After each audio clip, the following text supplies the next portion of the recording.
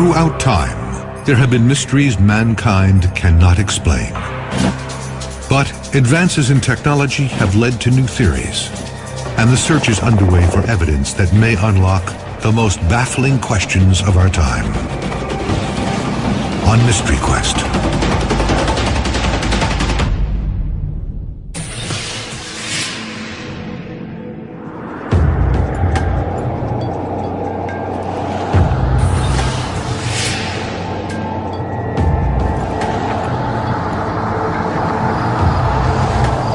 The night sky is calm and clear.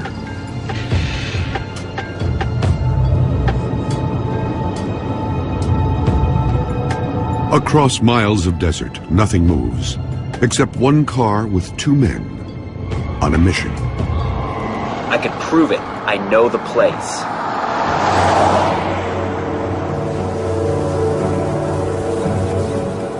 One, a physicist, is promising something shocking is about to appear.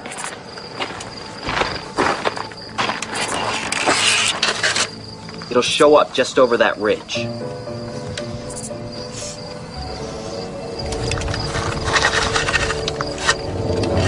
Then, right on cue, an object appears from nowhere. Oh my God, what is that? The bizarre craft disappears, and a secret is revealed. I told you, we're not alone.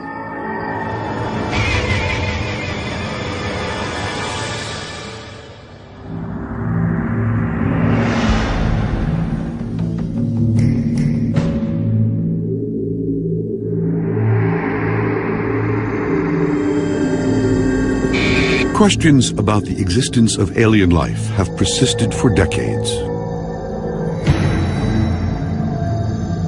Even more speculation surrounds the U.S. government and what it really knows. But amid the theories, there is one certainty. A belief that the public isn't being told everything. The conspiracy theories surrounding Area 51 are numerous. People use this as a blank slate on which to draw their darkest fears. While records are by no means complete, there have been thousands of reported UFO and alien encounters. From a mysterious crash in 1897, 6 years before the Wright brothers' first flight, to the Battle of Los Angeles in 1942, when UFO reports triggered massive anti-aircraft fire over the city.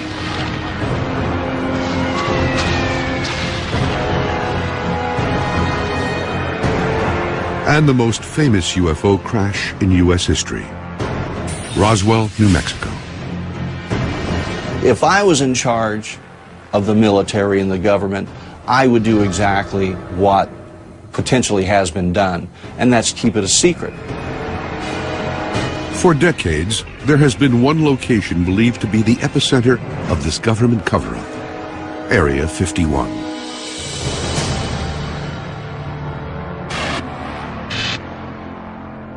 The military base is located in the midst of the Nevada desert, 85 miles north of Las Vegas. The name refers to a grid number found on an old map of the much larger site called the Nevada Test and Training Range. Built in 1955, reports of strange and unusual activity emerged almost immediately. Yet there is no official documentation the location even exists. Up until recently, it's been denied that it even existed, even though people knew about it. So that, to me, that's a mystery. Over the years, a portrait has emerged of this mysterious place. Many believe its primary purpose is a testing ground for the government's clandestine spy plane program. Today, Area 51 is very active. They've built new runways, new hangars. I mean, there's some 24 hangars there, so that's evidence that there's a lot of programs going on. Area 51 was created as a testing base for secret aircraft and secret weapon systems. That's all we know for sure, and that's all that the solid evidence is telling us. But others believe these secret weapon systems are simply a smokescreen to cover the real story. In 1989, details began to emerge of a program that went far beyond spy planes. There's a huge underground base out there, and that's where they work with the aliens. As hard as it is to believe, it's true. I mean, there are aliens all over the place. If you and I walked in on everything that was being done, I'm sure we would be flabbergasted.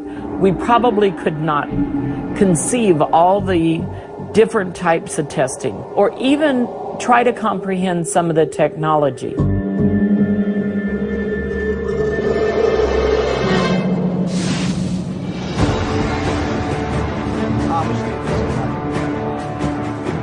Now, Mystery Quest is mounting an investigation to try to find evidence of any government cover-up. The expedition team will look for physical evidence of UFOs in the desert surrounding Area 51. To do this, they'll search the sites of reported crashes. Pete, I think we found something here. You may want to come take a look at this. The science team will test recovered metal fragments and determine if they are from Earth or another world. What do we got? Mystery Quest will also talk to a former U.S. Air Force pilot who says the government is actively seeking to cover up knowledge of alien encounters. It's registered top secret. You can't tell your wife, you can't tell your commander, you can't tell anybody in the squadron. The team will also position cameras around the perimeter of the base and look for any anomalies that may appear in the desert sky. And use a powerful telephoto lens to glimpse further into Area 51 than ever before. Right, here it is. And our investigator will examine a new location to determine if the government has moved its alien operations.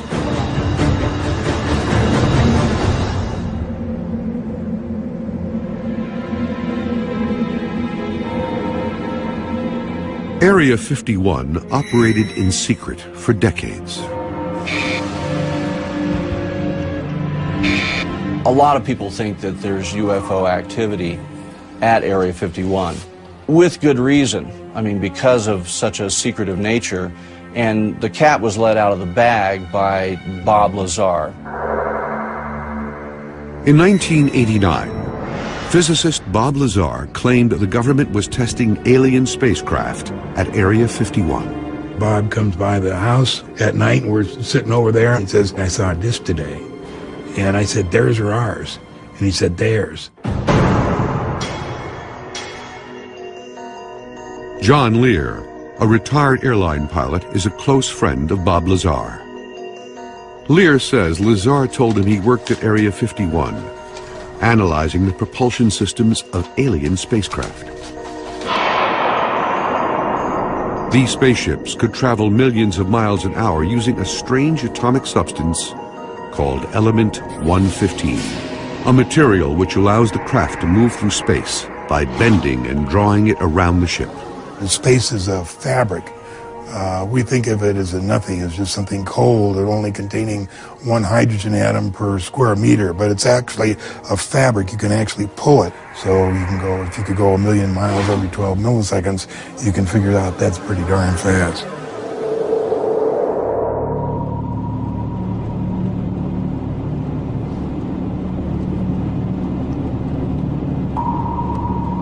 To prove his claims, in March of 1989, Bob Lazar led John Lear to a location outside the base. Then he told him exactly where and when he'd see an alien spacecraft for himself. It was descending. It had come up and everybody says, there it is, there it is. But I could see the yellow and the goldish. It was radiating and it was descending. And I could see it getting close to the mountain. It was a classic saucer shape. If you put one plate on top of the other, that would be a flying saucer. That was what I saw. A secret test site. And just a few minutes ago, we saw one of the government extraterrestrial UFOs fly over there. We all watched it for about 7 or 8 minutes. Lear was stunned by what he saw and is convinced to this day it was not of this world. It was exactly the day, exactly the night, exactly the time that it came up. So he had to have worked there. He had to have, you know, been involved in the program to get information like that.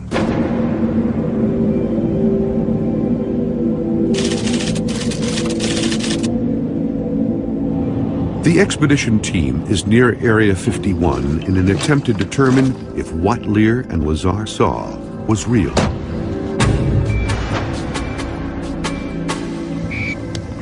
Peter Merlin is an aerospace historian and expert on the U.S. government's experimental aircraft programs.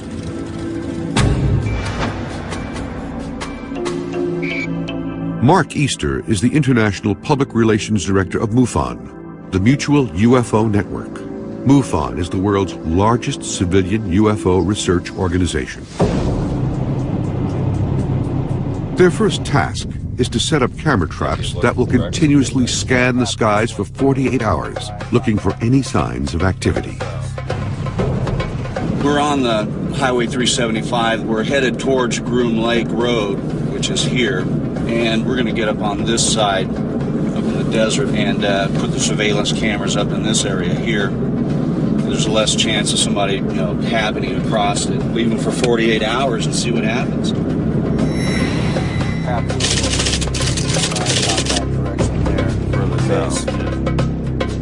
Mystery Quest has obtained 3 specialized cameras to digitally record the skies above Area 51 for 48 hours.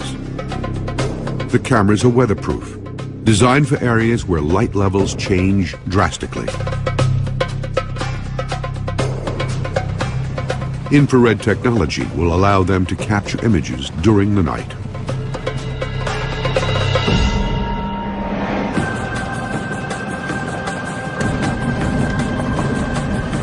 But penetrating a possible government cover-up is no small task.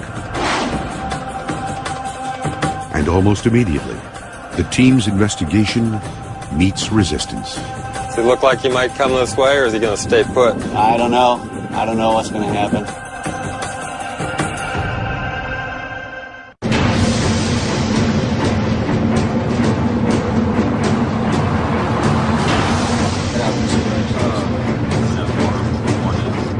Mystery Quest has traveled to the Nevada desert, hoping to unlock any cover-up about what our government really knows about alien life and UFOs.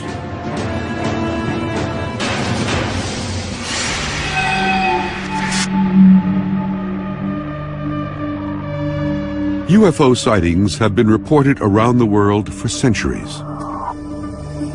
There may be evidence that ancient cultures were visited by aliens. In Peru, giant figures of animals visible only from the air are etched into a high desert plateau spanning more than 50 miles. They are called the Nazca Lines, after the people who made them 3,000 years ago. Some believe they were ancient alien runways. The Nazca Lines are aerial guidelines to find a path to the Nazca Plain. These markings, which range from hundreds to several thousand feet long, show direction and regions where they could land and conduct specific operations. The period after World War II seems to have ushered in a new wave of UFO sightings.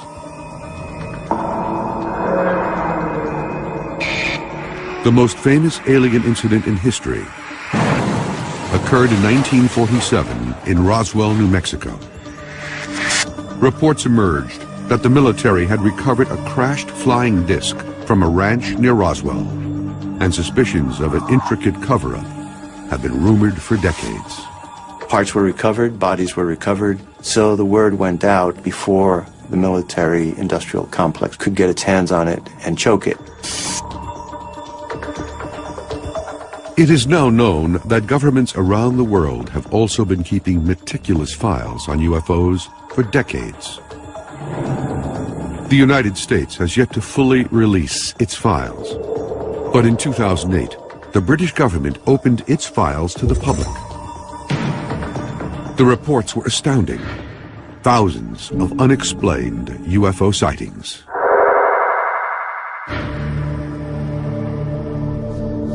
One of the most incredible incidents happened to an American Air Force pilot, Milton Torres. In 1957, Torres was stationed at a Royal Air Force base in Leeds, England. Only in the past year has he been authorized to recount what really happened to him. They scrambled me. It was the most incredible thing. This would be a hot fire mission. This meant he had orders to shoot down whatever was up there. And I would be cleared to fire, and I would select 24 rockets. Torres climbed to 30,000 feet. The clouds were thick, slightly obscuring his view. But the image on his radar screen was clear. The UFO was less than a mile away. It registered as the size of a football field. Yet it was zigzagging through the sky at an incredible speed.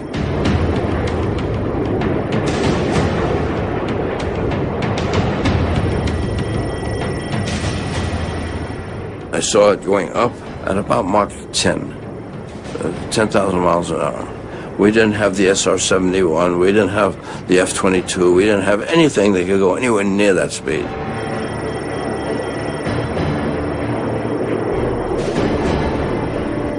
Then, suddenly, the radar image disappeared almost as quickly as it had appeared. But Torres would quickly learn. The government didn't want him talking.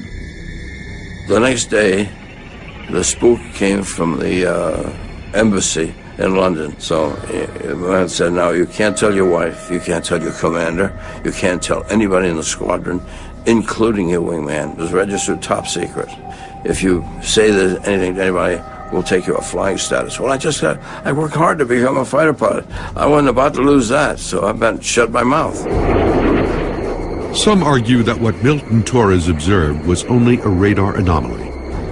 But more than 50 years later, the career pilot is convinced about what he saw.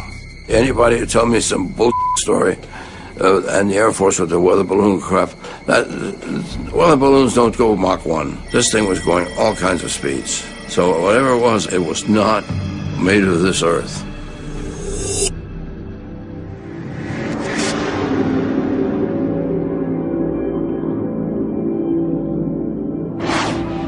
Speculation about an ongoing alien cover-up has raged for decades. Rumors are fueled by a government that won't officially admit the existence of Area 51. What is known is that Area 51 was originally constructed in 1955 as an aircraft testing site.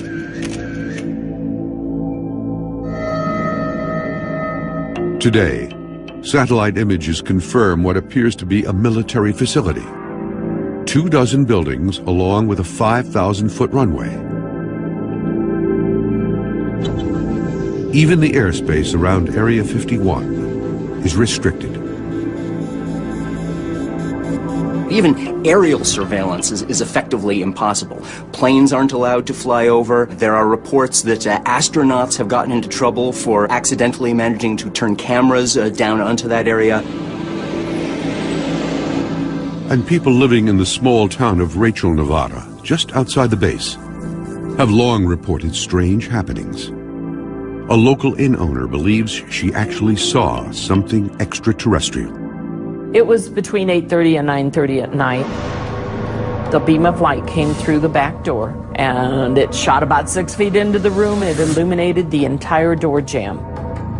In Area 51, do I know what's going on for sure? No. Do I believe there's all kinds of testing going on, not just aircraft? Yes.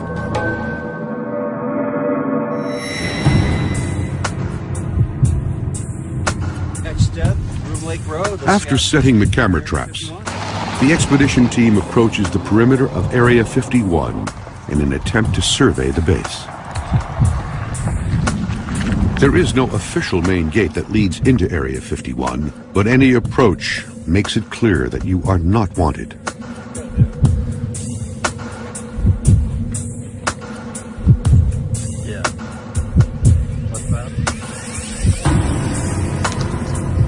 Signs warn against trespassers, while orange posts mark a nearly invisible boundary. And the team is already under observation. They've even got remote cameras up there, so that guy doesn't even really need to be there watching us. He's just there in case we cross the border. I don't know what sort of telephoto they've got. They could probably read our license plate from there.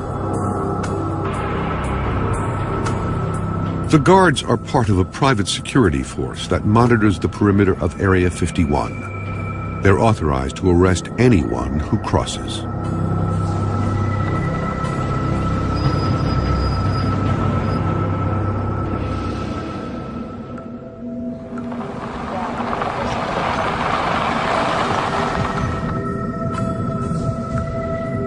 The investigators decide to test Area 51 security at another gate. Does he look like he might come this way, or is he going to stay put? I don't know. I don't know what's going to happen. He's just standing there looking at me right now, or looking at us.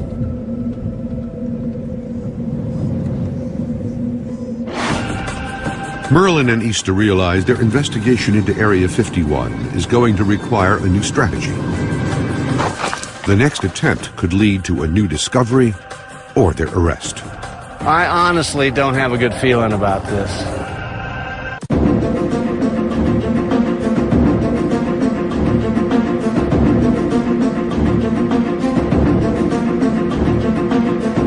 Mystery Quest is searching for clues into the truth behind the U.S. military's most secretive base. Many believe the government is involved in a cover-up of recovered alien technology and life forms.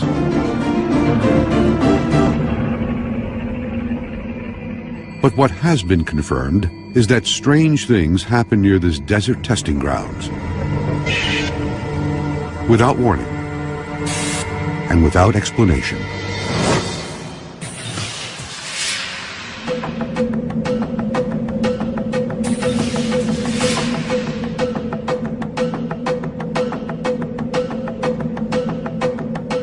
A young family sits down together for dinner.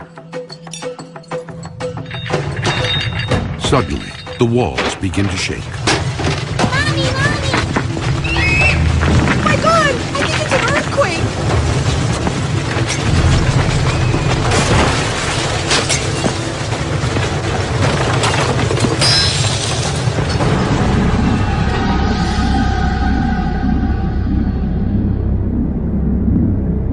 But geologists confirm it's not an earthquake, and weather services report no unusual activity.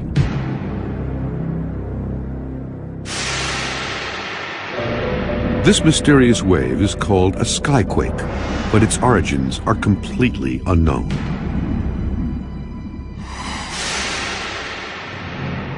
One theory is that these quakes are caused by a plane developed at Area 51 that flies so fast it is not called supersonic, but rather hypersonic.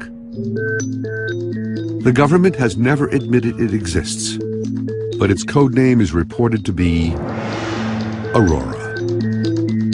The Aurora is one of the airplanes that has probably brought more people to study Area 51 than anything else. It was rumored to be something that could fly faster than Mach 5. Mach 5 is almost 4,000 miles per hour, twice as fast as any known airplane ever built. The rumors about Aurora were fueled by mysterious condensation trails that appear to be unlike any ever seen. Photographs show bizarre contrails, which consist of circular shapes evenly scattered throughout a line. People who believe in the Aurora project point to these sightings of these kind of mysterious contrails in the sky. They're sometimes described as being like donuts on a rope or pearls on a string. The idea is that the highly innovative propulsion system of the Aurora aircraft would produce this kind of characteristic contrail. The incredible abilities of the Aurora have led to speculation that alien technology must be behind such a powerful airplane. But conclusive proof of the program has yet to publicly surface. So far, in all the years since there were rumors about Aurora, there has never been any hard evidence that such a plane actually exists.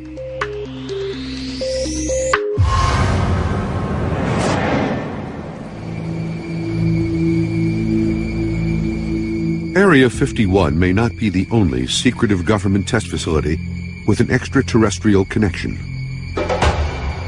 Many believe there could be an alien research network of locations around the U.S. and the world. This thing has grown worldwide, and you have to have support, logistics, and landing sites for craft. Any place where the space shuttle can land in an emergency, you can bet that that's part of the Area 51 system. There are reports this network includes the Atlantic Undersea Test and Evaluation Center, or AUTEC, the Navy's ground zero for evaluating advanced technology. The base is located off the Florida Peninsula on Andros Island in the Bahamas. They have a natural laboratory for the testing of submarine technology. And if you think of a submarine, you really will get a good idea of what a UFO is. Because a UFO is basically a submarine that can come out of the ocean, go into the air, and go into space.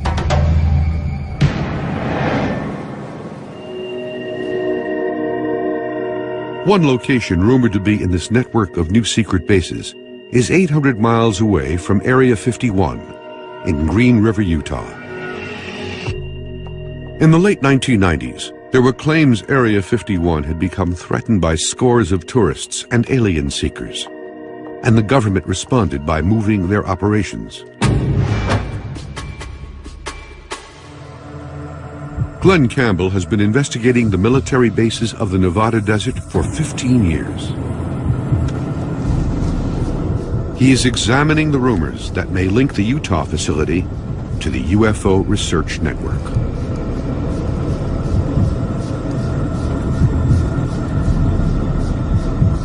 This looks like it. We're coming up on what looks like a gate. This is the main launch complex. This is the heart of this supposedly secret facility. I'm going to get out and check it out. The facility was once part of a huge missile test range called White Sands. Man, we got here just as a monster storm is blowing in from the west. This is what I think is the central launch complex. It seems to be in the center of the pads. I don't know what's in here exactly. You got this big old steel door.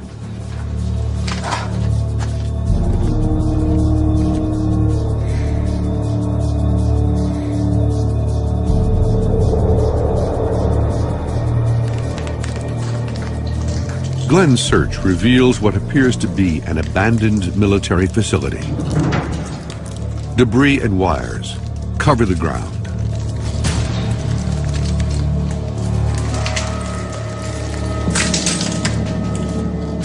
More importantly, there is no evidence of alien or any other research activity.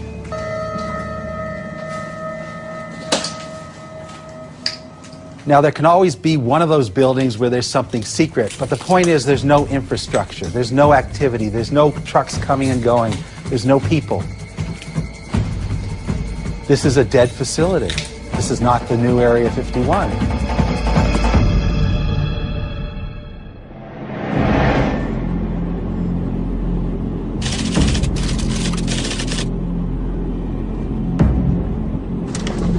There is a belief that physical evidence may be lying in the desert.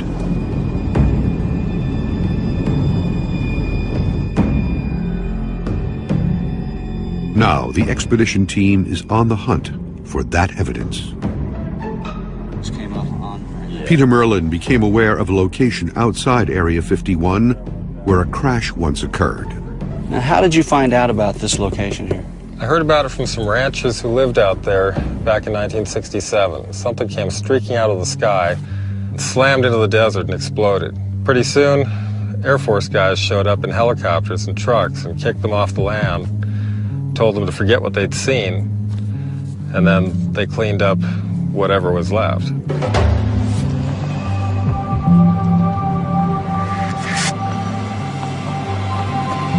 There was one piece they didn't find.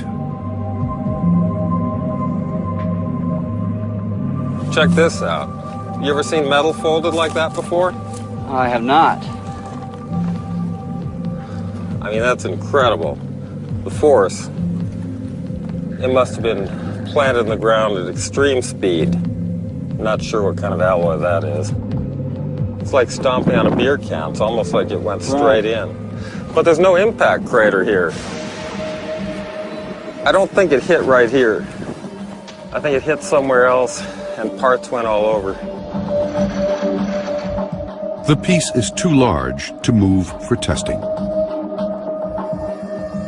The team decides to split up and scour the desert for smaller debris. What we're out here looking for, it's not just what might be aircraft parts. You can't assume what you're looking for is man-made. You have to be open to whatever the case may be. Now, if it's a piece of something that I'm concerned about, I won't touch it unless we get a Geiger counter on it. The Nevada desert was the site of many atomic tests. Caution is paramount.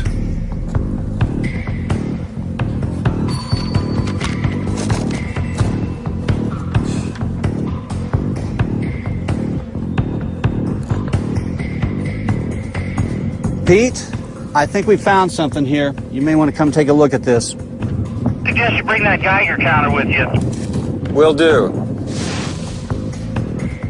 The twisted piece of metal is about 6 inches long, and small circles appear to be bolt or rivet holes. I think we're okay. Looks pretty clean. What do you think? It's very distorted. Looks like it's been subjected to a lot of force. It's clean. Well, this is definitely downwind from that piece that you found. It is. It's right along the flight trajectory. Now you can see it's got some form to this side right here, but jagged on this side. This definitely tore off of something obviously larger. I'm wondering about these holes, if this was from heat, or and this is more of an exact hole. These are probably bolt holes, I would imagine. They will send the specimen they've gathered to the science team to try to determine its origins. Well, this is an excellent find right here.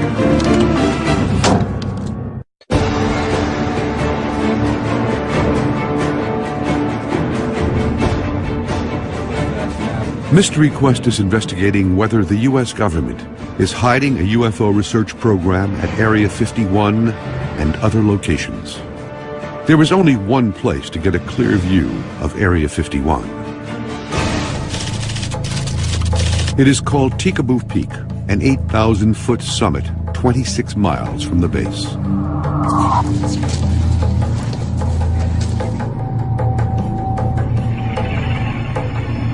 The team will be led by Glenn Campbell, who has led many excursions and is familiar with the hidden trail that leads to the peak. But this trek is different. Oh my God, now wow. That's a big lens. This is the largest telephoto lens ever brought to Tikaboo Peak.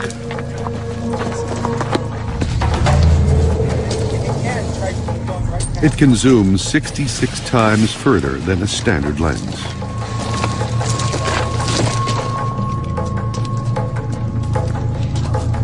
The team makes steady progress as Campbell leads the group to the summit.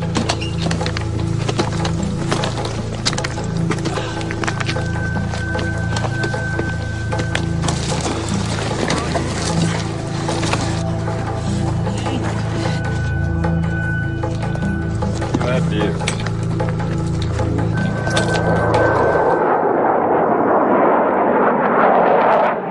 Suddenly, a fighter jet appears.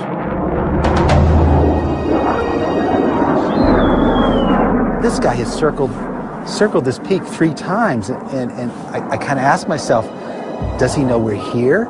Is he looking at us? The jet makes repeated passes.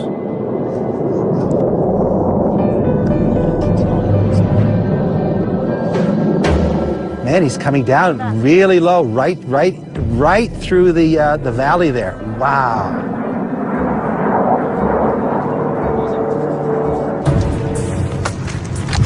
Then it becomes clear the government is scrutinizing the team's progress. Oh, yeah. Thank you. Coming! Coming! A military helicopter suddenly swoops in for a closer look. Man, they have to be here for us. Is he circling this peak? He's circling the peak. He has to be here for us. Well, there's no question. He's here for us.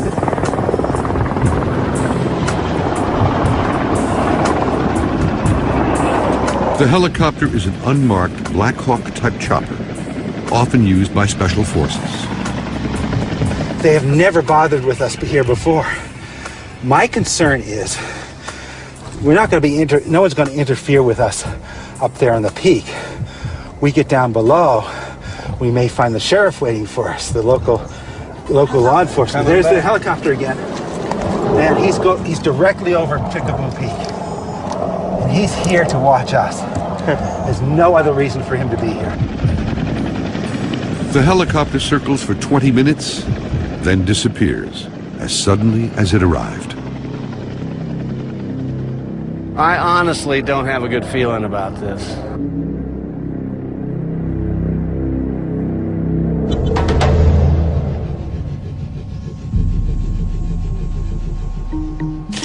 The science team has received the wreckage from the desert. Dr. Jerry Delaney at Rutgers University Lab will oversee the testing using an electron microprobe, a device that can determine almost 100% of the elements that make up any object. Dr. Delaney will test for anything extraterrestrial. There are very distinctive features that are the signature of the trip through the Earth's atmosphere. Anything that comes through the atmosphere, whether it's a stone the size of my thumb or a spaceship, is going to heat up, and it can form a crust in some circumstances.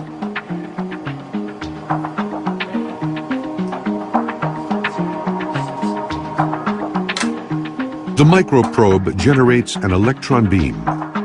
And that, in turn, generates X-rays. They will tell me what the composition of the sample is. The information is sent to a computer, which identifies the chemical makeup of the sample. What do we got? Ooh, oh my goodness.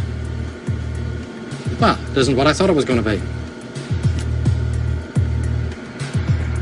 Having said that, it is a very typical terrestrial alloy. It's brass. This object looks as if it was something that was man-made, maybe a vehicle, maybe farm equipment, maybe something military, I don't know. But everything about it says man-made, terrestrial.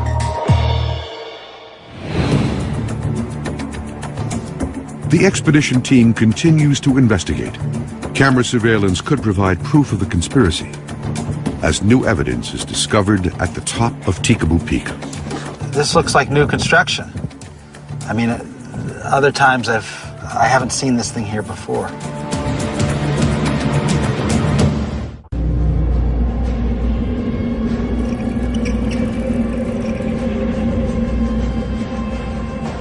Mystery Quest is deep within the Nevada desert, trying to unlock the puzzle of extraterrestrial life at Area 51. This commercial aviator believes that the government is reverse engineering alien technology at Area 51. This Air Force pilot says he encountered an alien craft at 30,000 feet. And these researchers are trying to gain more information using an incredibly powerful high-definition lens to peer into the base. The team has climbed 8,000 feet to capture the closest images ever taken of Area 51. Surveillance helicopters and jets have buzzed the expedition and seem to confirm there is something the government does not want revealed.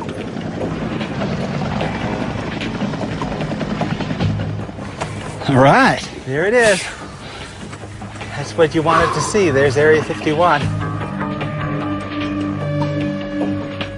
The team looks at recent satellite images, providing a bird's eye view of the base. They'll compare these images to what they see through the high-definition lens. New construction would prove that Area 51 is an expanding facility.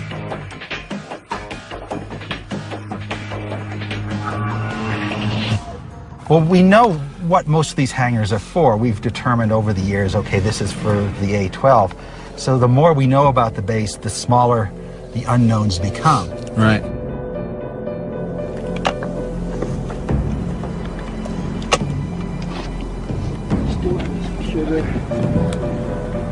What do you see? The team examines the base through the powerful lens.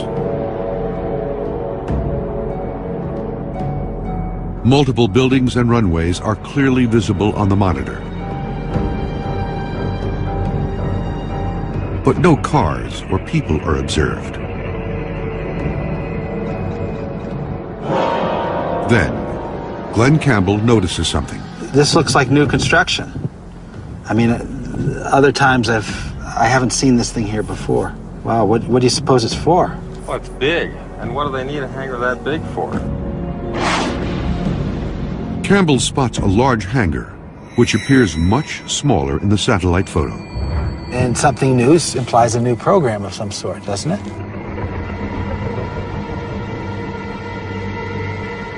While it is not confirmation that alien research is underway, the new construction is evidence that Area 51 is still operational.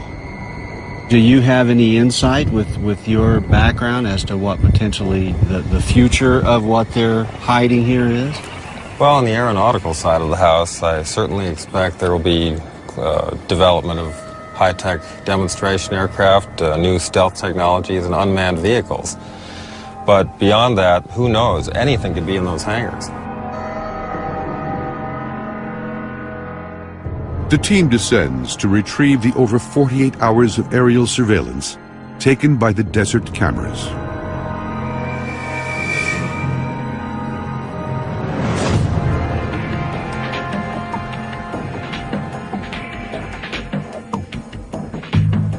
This is actually the turnoff here. The footage reveals two possible sightings.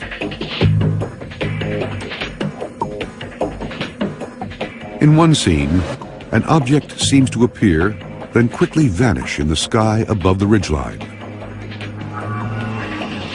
In the second, a procession of lights drift near the horizon.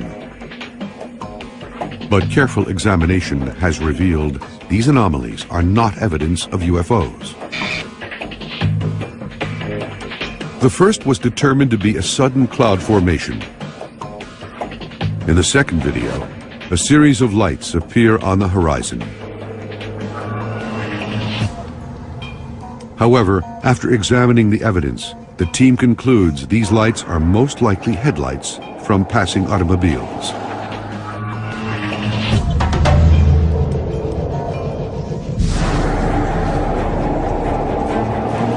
The expedition has uncovered some important new information. The team is determined that the U.S. military is still conducting research and testing at Area 51. They also proved that the government will go to great lengths to protect the secret research they are doing. And new evidence has been uncovered of government pressure on a U.S. Air Force pilot to lie about his UFO encounter. The truth will eventually come out as it always does. The question is, when and how? The UFO phenomenon, as far as I'm concerned, and a lot of people, is the largest mystery in history. People need to investigate.